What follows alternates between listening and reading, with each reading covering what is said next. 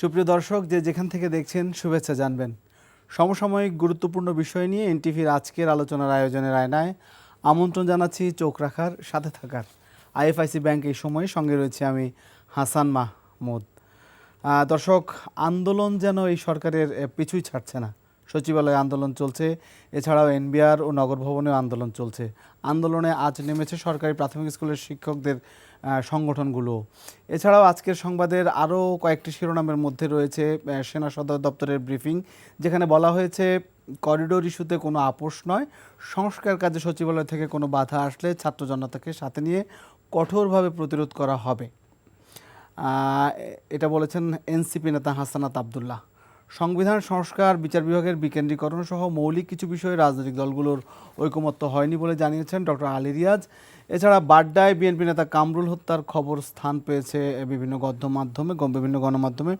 এছাড়া আরও কিছু খবর আজকের প্রধান শিরোনাম হয়েছে বিভিন্ন গণমাধ্যমে। আমরা মোটামুটি এই সব বিষয়ে আজকে আলোচনা রাখবো, এবং সবচেয়ে বড় কথা হচ্ছে যে আন্দোলন এবং আসলে দেশে যে চলমান সংকট, সেই সংকট কত দূর।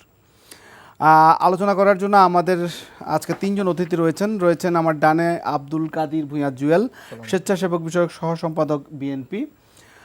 বাইরে রয়েছেন ব্যারিস্টার সানি আব্দুল হক, যুগ্ম সাধারণ সম্পাদক এবি পার্টি, এবং সবশেষ আলাউদ্দিন মোহাম্মদ, যুগ্ম সদস্য সচিব এনসিপি জাতীয় নাগরিক পার্টি। যে কথাগুলো বলছিলাম, আমি যদি একটু আলাউদ্দিন আপনাকে দিয়ে একটু শুরু করি, এবং যেই আলোচনাগুলো আসলে হচ্ছিল যে গত সরকার একটা আন্দোলনের চাপের মধ্যে রয়েছে। আমরা ভেবেছিলাম হয়তো রাজনৈতিক দলগুলোর সাথে একটা আলোচনা হয়েছে, তারপরে হয়তো সে আন্দোলনের চাপটা কমে আসবে, কিন্তু তারপরেও দেখেছি যে সচিবালয়ে অনেকটা অচলাবস্থা বিরাজ করছে। এনবিআর নিয়েও এক ধরনের আন্দোলন সেখানেও চলছে। আমরা একটা বিষয়ের প্রতি আপনার একটু দৃষ্টি আকর্ষণ করি। প্রধান উপদেষ্টা পরিষদের সাথে একটি বৈঠক করেছেন, এবং সেই বৈঠকে অনেকগুলো কথাই বলেছেন বিবৃতিতে উপদেষ্টা পরিষদ, এবং যেটি আসলে সব জায়গায় গুরুত্বপূর্ণ হিসেবে স্থান পেয়েছে সেটি হচ্ছে, যদি বলি যে যদি পরাজিত শক্তির ইন্ধনে এবং বিদেশি ষড়যন্ত্রের অংশ হিসেবে সরকারের দায়িত্ব পালনকে অসম্ভব করে তোলা হয়, তবে সকল কারণ জনসম্মুখে উত্থাপন করে পরবর্তী সিদ্ধান্ত নেবে উপদেষ্টা পরিষদ। আমার আপনার কাছে জানতে চাওয়া, এই বার্তায় কি কোনো হুঁশিয়ারি আছে? ধন্যবাদ। আপনার মাধ্যমে এনটিভির দর্শকদেরও অভিনন্দন জানাচ্ছি। মূলত আমরা সত্যিকার অর্থে একটি সংকটময় অবস্থা পার করছি। শুধু সংকটের স্বরূপ যদি আমরা দেখি, শুধুমাত্রটা আভ্যন্তরীণ নয়, এখানে আভ্যন্তরীণ এবং বিদেশি। আপনি যদি জানা থাকে, আজকে কিন্তু মিয়ানমারের রাষ্ট্রদূতকে সেখান থেকে আপনার করা হয়েছে। তো কিছুদিন আগেই আপনার সেখানে মিলিটারি অ্যাটাশকে ফেরত পাঠানো হয়েছিল। তো পাশাপাশি আমরা আমাদের মধ্যে জাতীয় ঐক্য এই মুহূর্তে সবচেয়ে বেশি দরকার ছিল। বহির্বিশ্বের একদিক দিয়ে ইন্ডিয়া, আর একদিক দিয়ে আপনার মিয়ানমার, পাশাপাশি এখানে যে দুটি পরাশক্তি আছে আমেরিকা এবং চায়না, তাদের মধ্যকার যেই আপনার সংঘাতময় পরিস্থিতি, সেটা মোকাবেলা করার জন্য। তো আমি ব্যক্তিগতভাবে আমি খুব কনসার্ন যে আমরা আসলে এই ধরনের সিচুয়েশনে আমরা জাতিকে একটা জায়গায় আনতে পারিনি, এবং আমরা মনে করি যে বাংলাদেশ রাষ্ট্রের যেই ফ্রাজাইল অবস্থাটা দীর্ঘদিন তৈরি হয়েছে, ফ্রাজাইল অবস্থাটা নিরাময়ের অথবা এটাকে মিনিমাম একটা জায়গা নিয়ে আসার এইটা ছিল বড় সুযোগ। তো আমি রাজনৈতিক দলগুলো এবং যারা আছে বিদ্যমান এখন ক্ষমতার এবং রাষ্ট্রের স্টেক হোল্ডার সবাইকে আহ্বান জানাবো যে তারা যাতে এই জায়গাটা বিবেচনা করে অন্তত বহির্বিশ্বের সমস্যা সমাধানের জন্য যাতে আভ্যন্তরীণভাবে সে ঐক্যমত্য হতে পারে। দ্বিতীয়ত, আপনি যেই বিষয়টি বললেন সেটি হলো যে এখন ডক্টর মোহাম্মদ ইউনূসের পদত্যাগের একটা গুঞ্জন উঠেছিল, তারপরে উপদেষ্টা পরিষদ এমন ধরনের একটা বক্তব্য দিল যে যদি পরাজিত শক্তির ইন্ধনে তাদের দায়িত্ব পালনে আমি সেই জিনিসটা জানাচ্ছি, এটা থেকে আসলে কোনো বার্তা দিতে চান, কোনো হুঁশিয়ারি বা কোনো সতর্কতা বলেছেন কিনা, যে জনসমক্ষে উত্থাপন করে তারপরে সিদ্ধান্ত নেবেন? না, এখানে একটা বিষয় খুবই গুরুত্বপূর্ণ, যে আপনি পরাজিত শক্তি ইন্ধনে যে এখানে কাজ হবে অথবা ইন্ধন চলমান থাকবে, এটা খুবই স্বাভাবিক। এটাকে আপনার এটা রকেট সায়েন্স না, যেটা বোঝার জন্য অনেক বেশি দূরে যেতে হবে। তো এখন ইন্ধন মোকাবেলা আমরা কি করছি, এটা খুব গুরুত্বপূর্ণ। আমি মনে করি যে সরকারের এই ইন্ধন মোকাবেলায় শুধুমাত্র ক্রাইসিস আসলে তারা ইন্ধন এবং অন্যান্য ব্যাপারগুলোতে খুব বেশি সচেতন হয়ে যায়, কিন্তু যখন ক্রাইসিস চলে যায় তখন দেখা যায় তারা আবার নিজেদের মতো মানে আমি যদি বলি স্বেচ্ছাচারীর মতো সিদ্ধান্ত নিতে থাকে। স্বাভাবিকভাবেই বাংলাদেশে যেহেতু দীর্ঘদিন একটা ফেসিবাদের কবলে ছিল এবং প্রতিষ্ঠানগুলো প্রতিষ্ঠানের মতো কাজ করছে না। এই অবস্থা সবচেয়ে বেশি গুরুত্বপূর্ণ যেটা ছিল সেটা হলো যে বড় রাজনৈতিক দলগুলোকে সাথে নিয়ে, শুধুমাত্র একটি বিশেষ দল না, আপনি যদি বলেন যে এনসিপির একজন সদস্য হিসেবে বলছি, আমরা একটি রাষ্ট্রের অংশ হিসেবে, জনগণের অংশ হিসেবে আমরা রাষ্ট্রের কাছ থেকে, সরকারের কাছ থেকে বিশেষ কোনো আপনার ফেভার পেতে চাই না। আমরা বিদ্যমান রাজনৈতিক দলগুলোর সাথে সহাবস্থান নিয়ে তাদেরকে যেভাবে সরকার ট্রিট করবে আমরাও চাই আমাদেরকে এইভাবে ট্রিট করুক, আমাদেরকে বিব্রতকর অবস্থা না ফেলে সবাইকে সাথে নিয়ে এ ধরনের সিচুয়েশন, বিদেশি শক্তির ইন্ধন অথবা পরাজিত শক্তির ইন্ধনকে মোকাবেলা করা হচ্ছে। আমি একটু সানি আব্দুল হক ব্যারিস্টার আপনার কাছে একটু জানতে চাই, মানে যেই কথাটি আমি জানতে চেয়েছিলাম জনাব আলাউদ্দিনের কাছে, যে মানে সরকার একটা চাপে আছে, এই বার্তা কি এই যে উপদেষ্টা পরিষদের এই বার্তা কি সেটি মনে হয় তো নিশ্চয়ই যে পরাজক শক্তির ইন্ধন এবং বিদেশি ষড়যন্ত্রের অংশ হিসেবে তারা যদি দায়িত্ব পালনে, আপনার কাছে কি মনে হয় যে আপনাদের সাথেও বৈঠক হয়েছে, বিএনপির সাথে বৈঠক হয়েছে, সবার সাথে বৈঠকের পরে সেই জায়গাটা থেকে সরকার কিছু সংকট দূরীভূত করার কোনো জায়গায় আসতে পেরেছে? না। জি, ধন্যবাদ আপনাকে। আপনার মাধ্যমে এনটিভির আজকের আয়োজনে সকল দর্শক শ্রোতাদেরকে আমি শুভেচ্ছা জানাচ্ছি। আপনি যে প্রশ্নটা করলেন, আসলে এটার উত্তর খানিকটা অনুমান নির্ভর হবে আর কি। আমি অনুমান নির্ভর আনসার করতে চাই না। তারপরও যদি আলোচনার খাতিরে বলতে চাই আর কি, যে সরকার, অন্তর্বর্তী সরকার তো চাপের প্রশ্নে আসলে চাপে তো আছেই, কারণ এই বক্তব্য তো অনেকটাই তার চাপ স্পষ্ট। এটা বক্তব্য না দিলেও এটা আসলে উপদেষ্টা পরিষদের যে বিবৃতির কথা বলছি, জি, এটা তারা যে বিভিন্ন ভাবে চাপে আছে, এটা তো আসলে কোনো দ্বিধা নেই সেখানে। কারণ আপনি দেখুন, আপনি একটু আগে বলছিলেন যে বিভিন্ন আন্দোলন দানা বাঁধছে। এই সরকার তো যখন থেকে দায়িত্বভার যখন থেকে গ্রহণ করেছে, শুরু থেকেই তো আসলে বিভিন্ন ধরনের আন্দোলন, চাওয়া প্রত্যাশা, বিভিন্ন দাবি দেওয়া, এটা একের পর এক তারা কিন্তু অ্যাড্রেস করছে।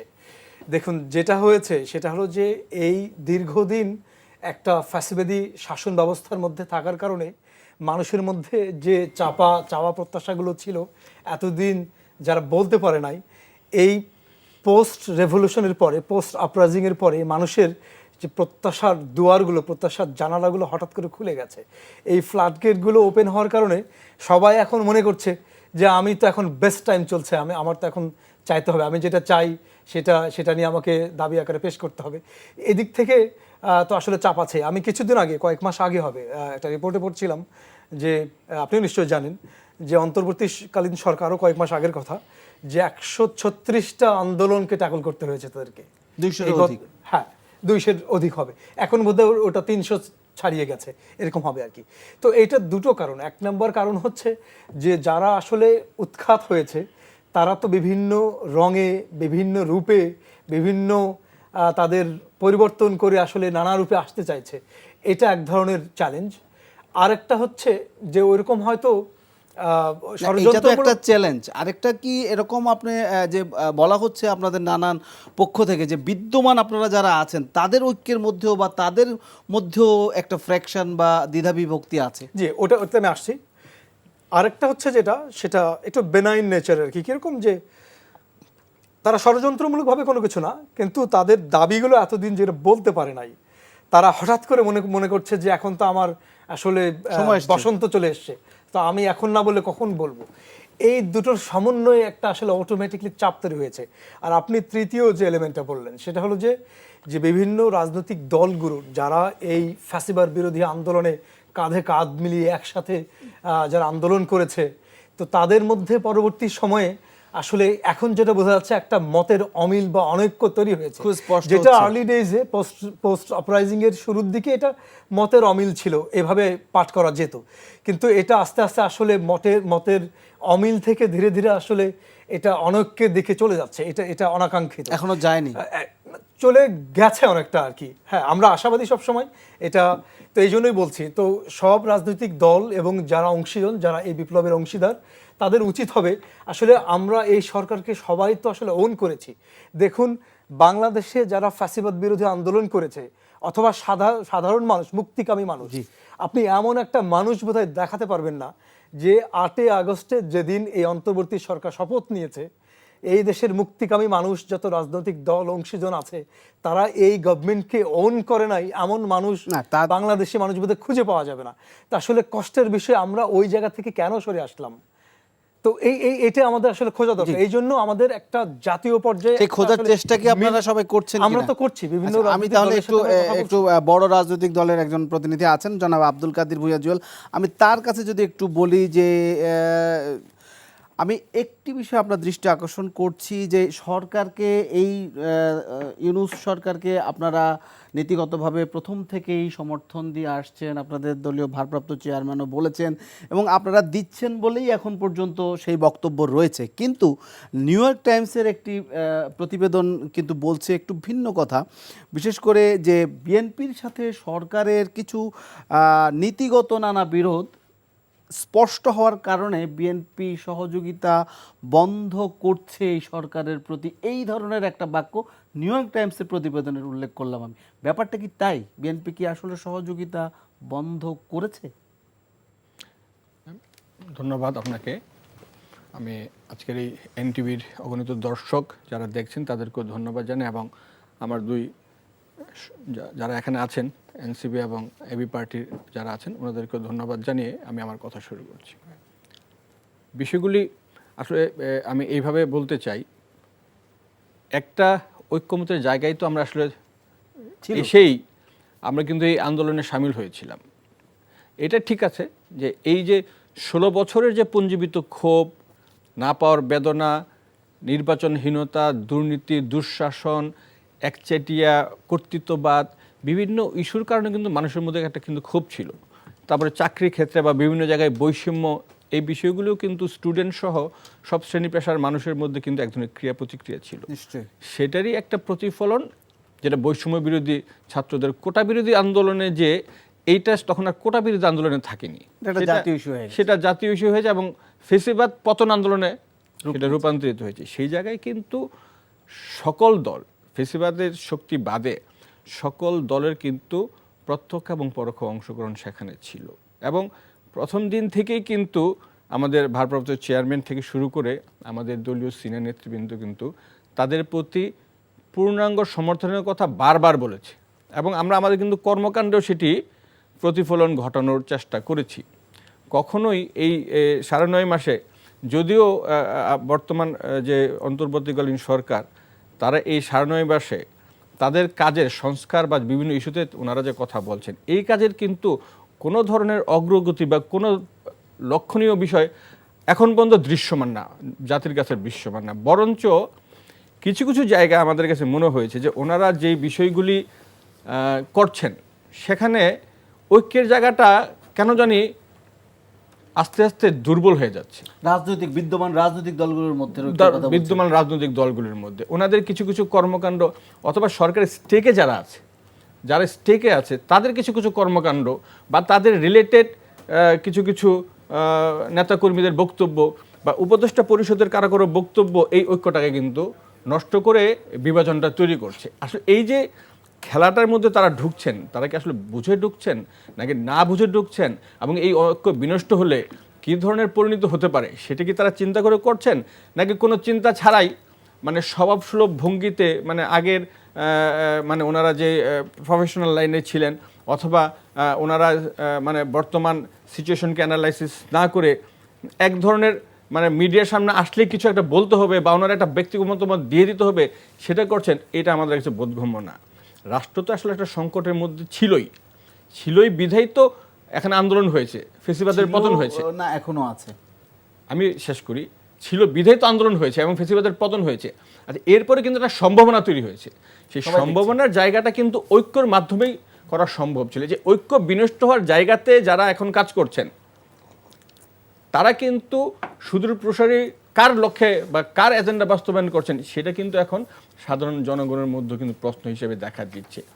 আমরা আমাদের এই যে সর্বশেষ যে প্রতিনিধি দেখা করতে গিয়েছিল, আমরা সেখানেও কিন্তু আমরা আমাদের মানে আমাদের সিনিয়র যে স্ট্যান্ডিং কমিটি নেতৃবৃন্দ গিয়েছিলেন ওনারা কিন্তু আমাদের কথাগুলি বলে এসেছেন, আমাদের বক্তব্য খুব লিখিতভাবে ক্যাটাগরিগুলি দিয়ে এসেছেন যে কি কি বিষয় আসলে সমাধান করা প্রয়োজন এবং কেন আমরা চাই যে একটা দ্রুত একটা নির্বাচনের দিকে দেশকে হাঁটা উচিত, কেন চাই, মানে কিছু কিছু বিষয় নিয়ে আসা হচ্ছে যেটি আমাদের কাছে মনে হয়েছে যে বর্তমান বাস্তবতায় সেটা এখনই বাস্তবায়নযোগ্য না, বা এটা একটা লং টাইম প্রসেসের বিষয় আছে এবং জাতীয় ঐক্যমতের বিষয় আছে। সেই বিষয়গুলো কিন্তু এই এই এই আমরা দেখতেছি উপদেষ্টা পরিষদের কারো কারো বক্তব্যে চলে আসছে। বিশেষ করে যে মানবিক করিডোরের যে ইস্যুটা, এটা আমি বলতে চাই, এইটা তো আসলে একটি জাতীয় কনসেনসাসের বিষয়, পাশাপাশি রাষ্ট্রের স্পর্শকাতর এবং নিরাপত্তা সংক্রান্ত বিষয়। এই বিষয়গুলি মানে হঠাৎ করে আমরা মিডিয়াতে দেখলাম এক ধরনের ডেলিভারি হচ্ছে, যে এটা নিয়ে এক ধরনের অগ্রগতি হয়েছে। আবার যখন বিভিন্ন পর্যায় থেকে এটা নিয়ে বিভিন্ন ভিন্ন মত দেওয়া শুরু করলো, বা এটা নিয়ে এক ধরনের অপোজিশন বক্তব্য দেওয়া শুরু করলো, এখন কিন্তু আবার বলছে না এটা নিয়ে কোনো অগ্রগতি হয়নি। আলোচনা করছিলাম সমসাময়িক বিষয় নিয়ে। কথা বলছিলেন বিএনপির স্বেচ্ছাসেবক বিষয়ক সহ সম্পাদক জনাব আব্দুল কাদির ভূঁইয়া জুয়েল। জনাব জুয়েল, আমি আপনার কাছে যে বিষয়টি জানতে চেয়েছি, যে নিউ ইয়র্ক টাইমসের একটি প্রতিবেদনের কথা বলছিলাম। আপনারা এই সরকারকে প্রথম থেকেই সমর্থন করছেন, সহযোগিতা করছেন, কিন্তু বিগত কিছুদিন ধরে নিউ ইয়র্ক টাইমস যেভাবে লিখেছে যে করিডোর, এনবিআর এবং এই নানা ইস্যুতে বিএনপির সাথে সরকারের একটা দূরত্ব তৈরি হয়েছে, এবং যার কারণে সেই পত্রিকাটি আরও বলছে যে যেই সহযোগিতাটা বিএনপি করছিল এই সরকারকে, সেই জায়গাটিতে সহযোগিতাটা তারা কিছুটা হ্রাস টেনে ধরেছে, অথবা তারা বলছে যে বন্ধ করে দিয়েছে। সেই বিষয় নিয়ে আপনি আলোচনা করেছিলেন এবং বন্দর পর্যায়ে ছিলেন। আপনি যদি আবার আপনার আলোচনাটা করেন। নিউ ইয়র্ক টাইমসের প্রতিবেদন নিয়ে আমি কথা বলছি না। আমি যেটা বলতে চাই যে বিএনপি এই সরকারের প্রথম দিন থেকেই কিন্তু সহযোগিতা করে আসছে। এখন পর্যন্ত আপনি 9.5 মাসে এমন কোনো বিষয় আপনি দেখাতে পারবেন না বা কেউ বলতে পারবেন না যে বিএনপি সহযোগিতা করছে না। যখনই যে কোনো সংকট তৈরি হচ্ছে বা আলাপ আলোচনার প্রয়োজন হচ্ছে, বিএনপির পক্ষ থেকে কিন্তু বিএনপির মতামতটা দিচ্ছে। সেই মতামত বিএনপির অ্যানালাইসিস অনুযায়ী কিন্তু হচ্ছে। বিএনপি জাতীয় স্থায়ী কমিটি বসছেন, বা অন্য যারা এক্সপার্টিস আছেন, আমাদের সাথে সমমনা দল যারা আছেন, সবার মধ্যেই কিন্তু আলোচনার ভিত্তিতে কিন্তু বিএনপি যে কথা বলে আসছে।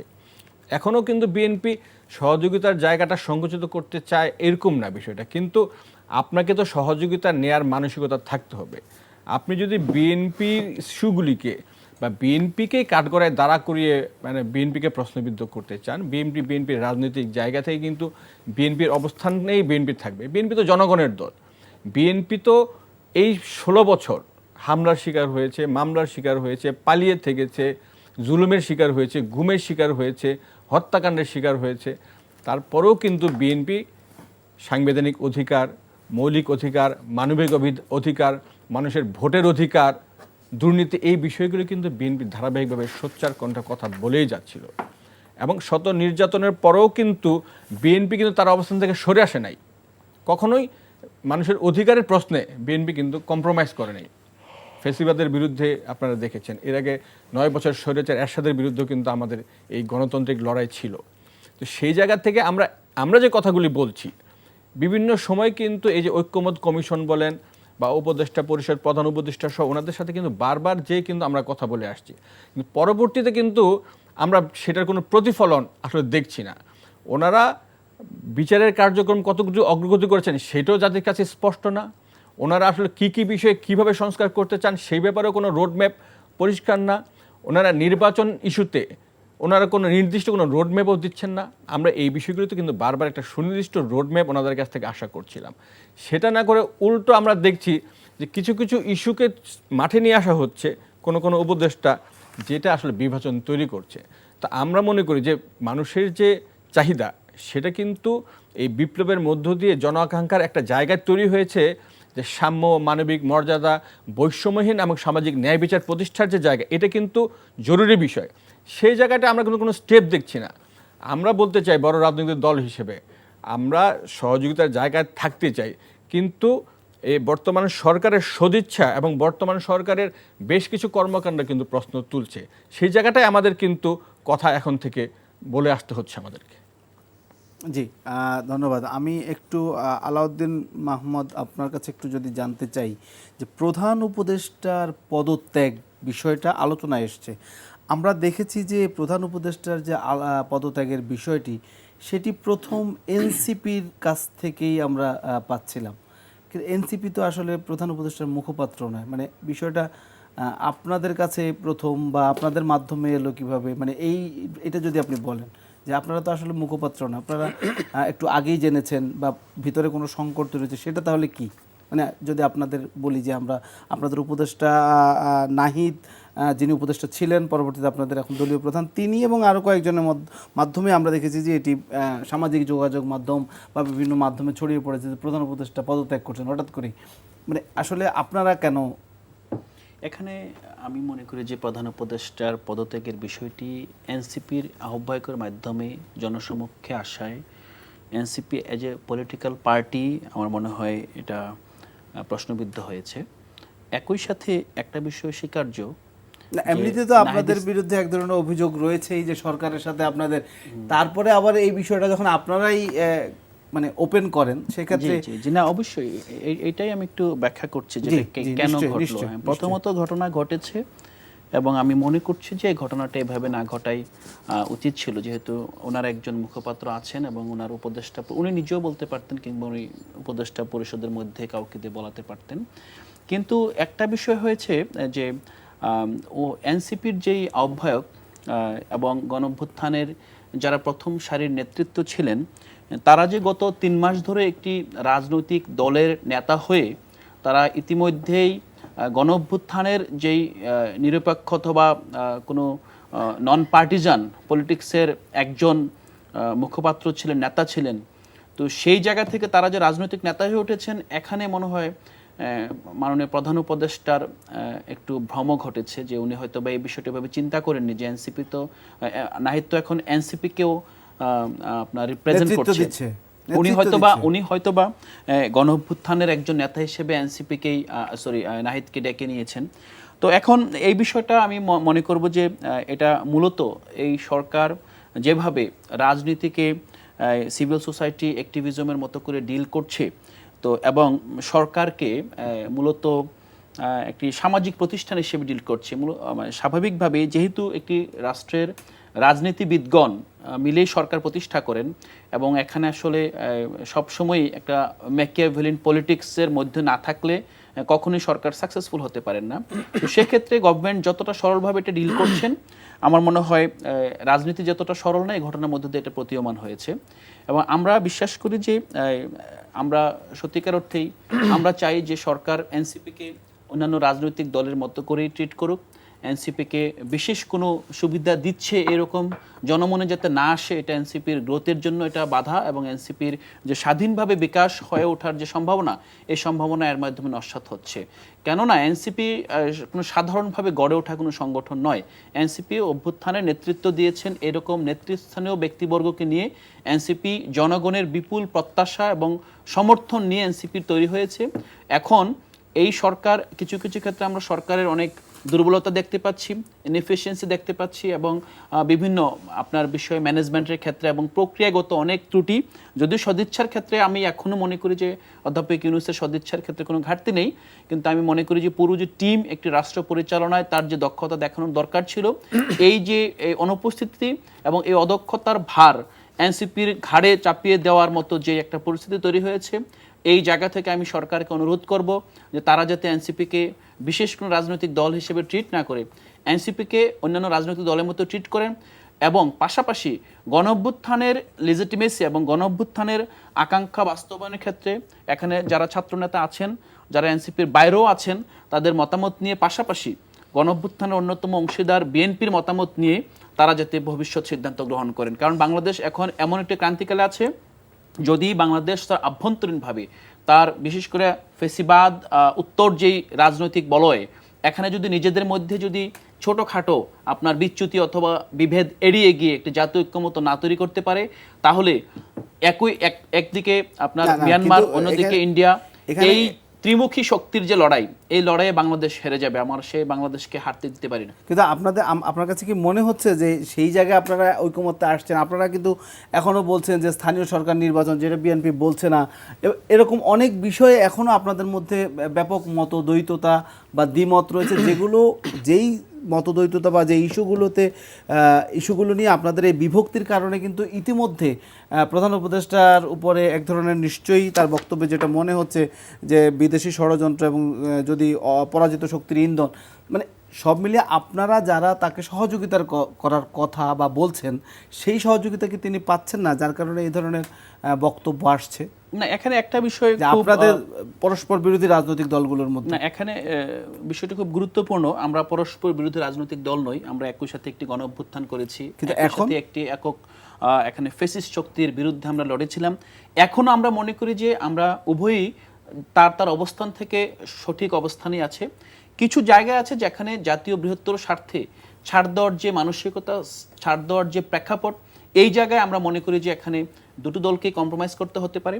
কিছু ক্ষেত্রে আমরা কম্প্রোমাইজ করেছি। আমরা গণপরিষদ নির্বাচনের কথা আগেও বলেছিলাম, আমরা এখন বলেছি যদি বিএনপি মনে করে যে গণপরিষদ নির্বাচনের মাধ্যমে জাতীয় নির্বাচন বিলম্বিত হতে পারে, আমরা দাবি করছি যে একই দিনে একই ব্যালটে গণপরিষদ এবং জাতীয় নির্বাচন হতে পারে।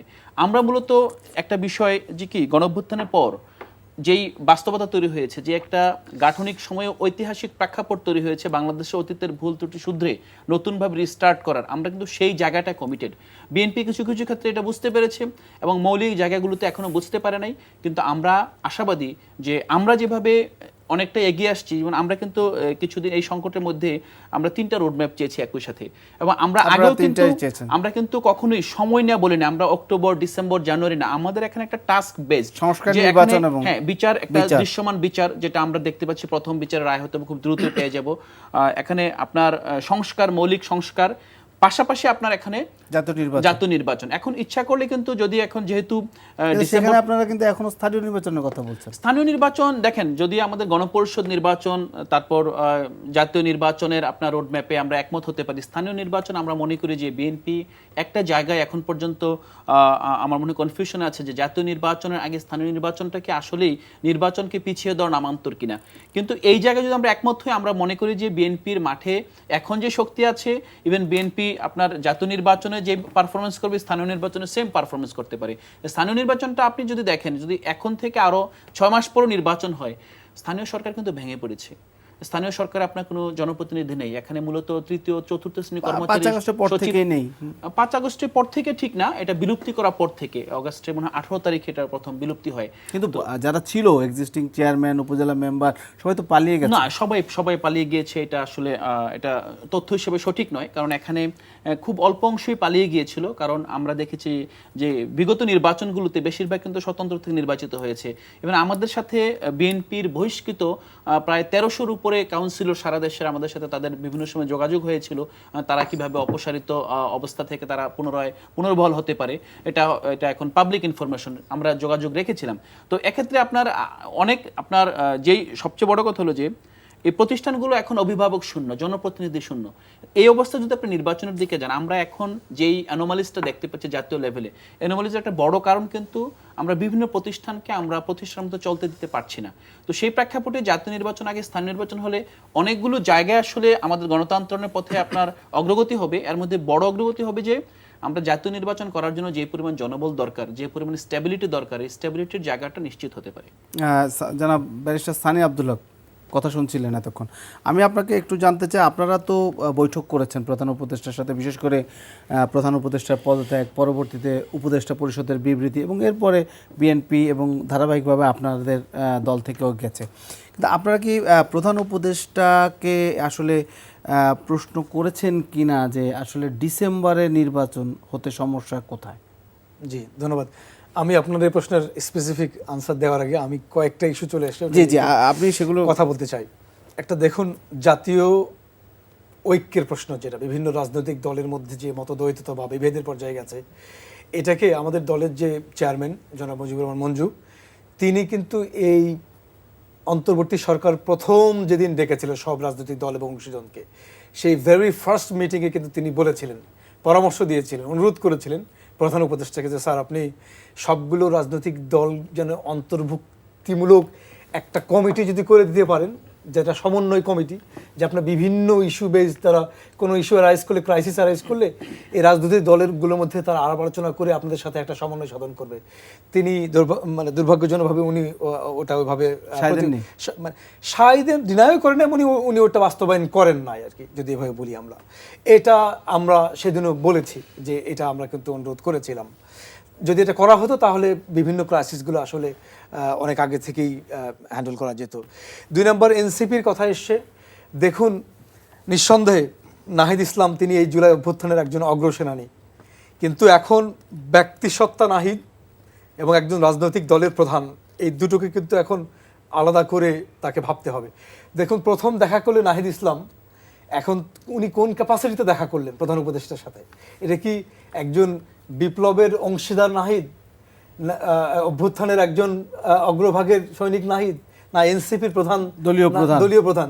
দেখুন আচ্ছা দেখা করেছেন ফাইন, তারপরে দেখুন যখন রুটিন দেখা করার প্রশ্ন আসলো বিএনপি জামায়াত থেকে অন্যান্য দল সবাই আবার কিন্তু আবার শেষে উনি কিন্তু ওই প্রথম দিনেই কিন্তু বিএনপি জামায়াতের পাশাপাশি এনসিপির প্রধান হিসেবে আবার নাহিদ ইসলাম কিন্তু পরদিন বা তারপর দিন গেলেন। কিন্তু তো এই জায়গাটাতে ওই দিনই রাতে, হ্যাঁ ওই দিন এই জায়গাটাতে আমি বোধ করি যে এনসিপি তথা নাহিদ ইসলামের এটা ক্ল্যারিফাই করা উচিত ছিল যে আসলে তার যে 2 বারের ভিজিট, প্রথমটার ক্যাপাসিটি কি ছিল। যেটা আমি প্রশ্ন করেছিলাম যে মানে এনসিপির প্রধান কিভাবে জানলেন আসলে প্রধান উপদেষ্টা এইটা যদি পরিষ্কার করতো তাহলে দেখুন এটা এগুলো যতক্ষণ পর্যন্ত চলতে থাকবে বিভিন্ন রাজনৈতিক দলের মধ্যে কিন্তু অসন্তোষ ক্রমান্বয়ে বাড়তে থাকবে এই ধরনের। তো এই জন্য ফিউচার কোনো ধরনের কনফিউশন অ্যারাইজ যেন না করে, এটা আমার আহ্বান থাকবে যে দায়িত্বশীলতার পরিচয় হবে এগুলোকে পরিষ্কারভাবে তুলে ধরা। আরেকটা জিনিস বলি, আমার সহ আলোচক বৃহত্তর রাজনৈতিক দলের একজন নেতা আছেন, নির্বাচনের রোডম্যাপ এগুলো বলেছেন। নির্বাচন আমরাও চাই, নির্বাচন গণতন্ত্র তো এই উত্তরণের তো আসলে একটাই পথ আছে। এখন নির্বাচনের পাশাপাশি যে আকাঙ্ক্ষার কথা চিন্তা করতে হবে, দেখুন নির্বাচনের পাশাপাশি বিচার এবং সংস্কারের রোডম্যাপের সমন্বিত রোডম্যাপ দেওয়া যেতে পারে। দেখুন আমরা নির্বাচন রোডম্যাপ চাইছি, জনগণের কি চাওয়া? আপনি দায়িত্বভার যখন গ্রহণ করবেন, দেখুন আপনি যখন দায়িত্বভার গ্রহণ করবেন, আমাদের রাজনৈতিক দলগুলোর উচিত কিন্তু পাবলিক স্ফেয়ারে আসলে আমরা দায়িত্বভার গ্রহণ করার পরের আপনাদেরকে এই জাতিকে কি অফার করব আমি, এই রোডম্যাপ আসলে দেওয়া উচিত।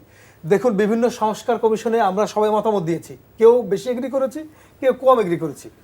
দেখেন খুব কম রাজনৈতিক দলগুলোকে বা অলমোস্ট কেউই না যে আসলে কি বিষয়ে আলোচনা হচ্ছে, কোনটাতে একমত পোষণ করেছি, কোনটাতে দ্বিমত পোষণ করছি, এগুলোতে কিন্তু আপনাদের কাছে ক্লিয়ার না। শুধু ওই যে আমরা পরিষ্কার, যারা সবাই তারা মোটামুটি সবাই পরিষ্কার না অপরিষ্কার এটা আমি দাবি করছি না। প্রশ্ন হচ্ছে যে আমি যে বিষয়ে দ্বিমত পোষণ করেছি, কেন করেছি, এটা পাবলিক স্পেয়ারে আপনাকে ডিটেইল আলোচনা করতে হবে, জনমত তৈরি করার প্রয়াস চালাতে হবে। আমি এটাতে একমত পোষণ করেছি, কেন করেছি সেটাও বলতে হবে। দেখুন পক্ষে বিপক্ষে যুক্তির কথা বলছেন, আমরা যেরকম এই যে দ্বিকক্ষ বিশিষ্ট আইনসভা, এটাকে কনসেপ্ট আকারে সাধুবাদ জানাই, আমরা পছন্দ করি।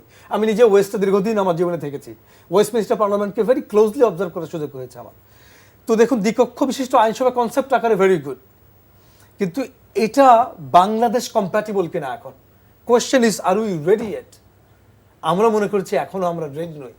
এটা হয়তো ফিউচারে কোনো এক সময় এটা বাংলাদেশে ইভেন্চুয়ালি হয়তো আসবে, কিন্তু আমাদের যে মতের অমিলের যে রাজনৈতিক সংস্কৃতি, এই সংস্কৃতিতে যদি এই দ্বিকক্ষ বিশিষ্ট আইনসভা হয় তাহলে দেখবেন মোস্ট অফ দ্য বিলস আপনার লোয়ার হাউস থেকে আপার হাউসে গিয়ে ওখানে গিয়ে ভিটো আসবে, আবার চলে আসবে। এই যে একটা পিং পং খেলার মতো। দেখুন ম্যাচিউর ডেমোক্রেটিক নেশন যেগুলো আছে, even both sides of Atlantic, আমেরিকাতে, ব্রিটেনে যেগুলোতে আপার চেম্বার্স মানে লোয়ার হাউস আপার হাউস আছে, সেগুলোতেও কিন্তু এই ধরনের ডেডলক তৈরি হয়। তো বাংলাদেশের রাজনৈতিক দলগুলোর একটা সংস্কৃতি দুর্ভাগ্যজনকভাবে যে আমার কোনো নিজস্ব রাজনৈতিক বয়ান খুব বেশি ইম্পর্টেন্ট না, আছে কিনা এটাও একটা সন্দেহ। আমার রাজনীতি দাঁড়িয়েই থাকে আরেকজনের বিরোধিতার সাপেক্ষে। এই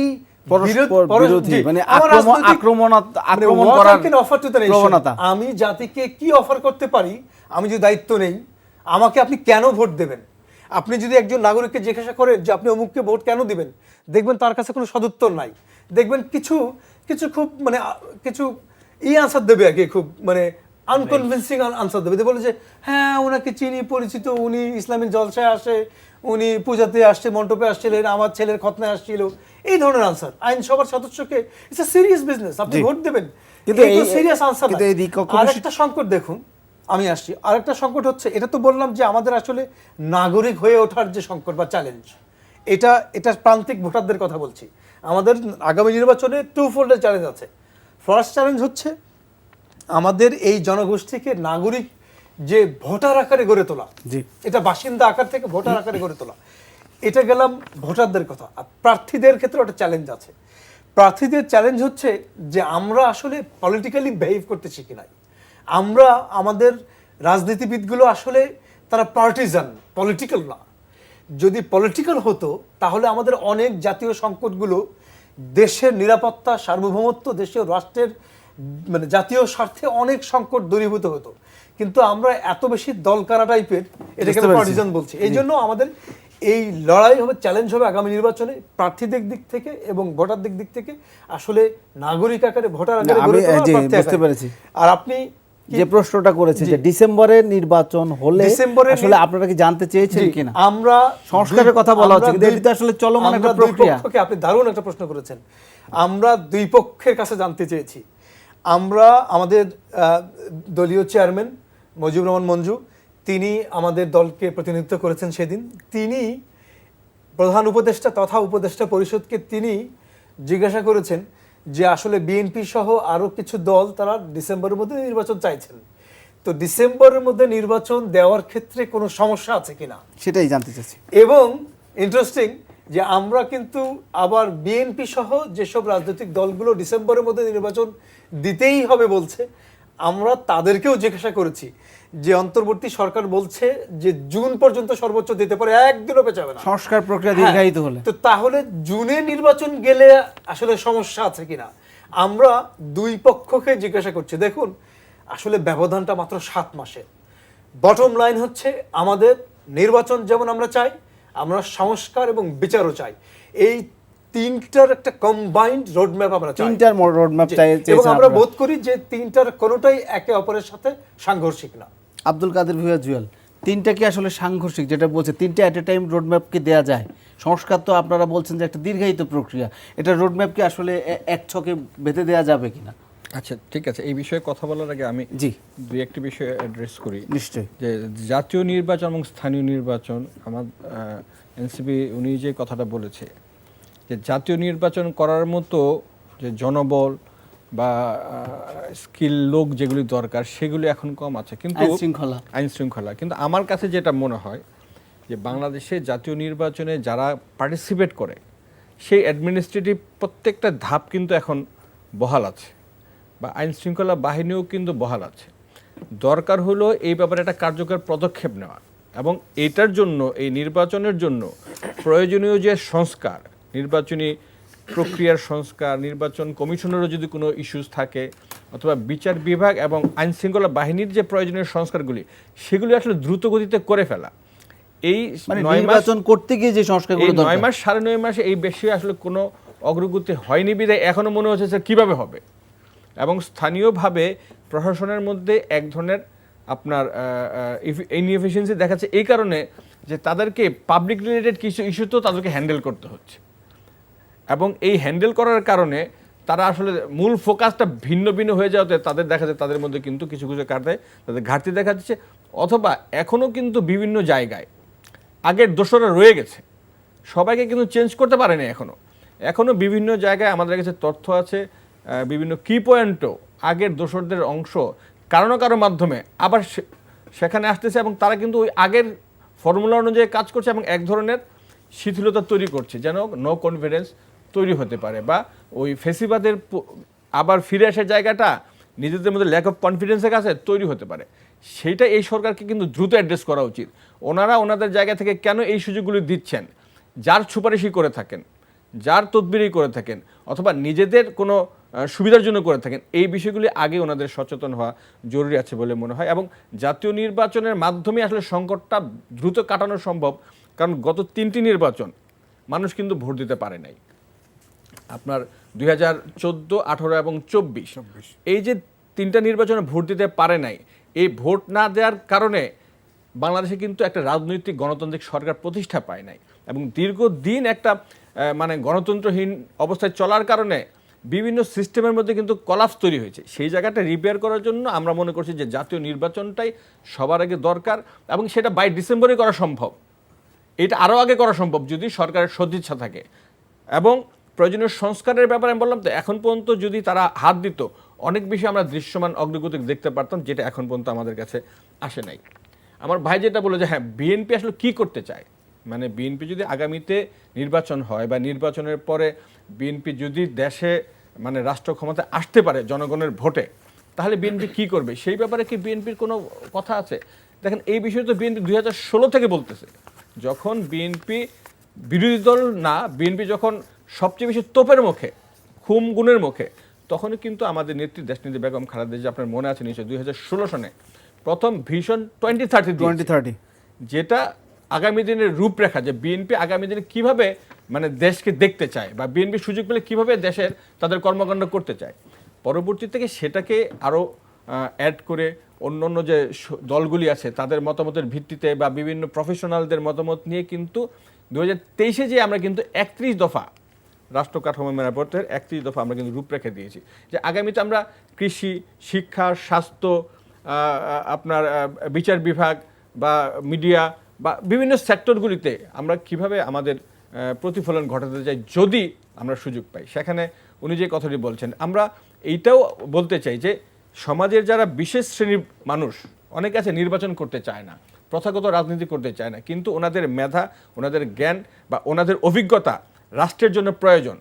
তাদেরকে কাজে লাগানোর জন্যই কিন্তু আমরা বলছি যে আমরা এখানে আরও একটা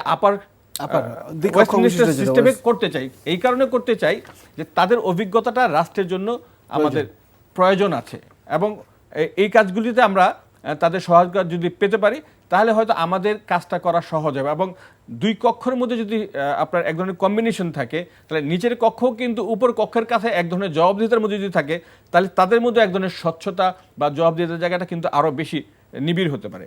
সেটা আমাদের একটা জায়গা।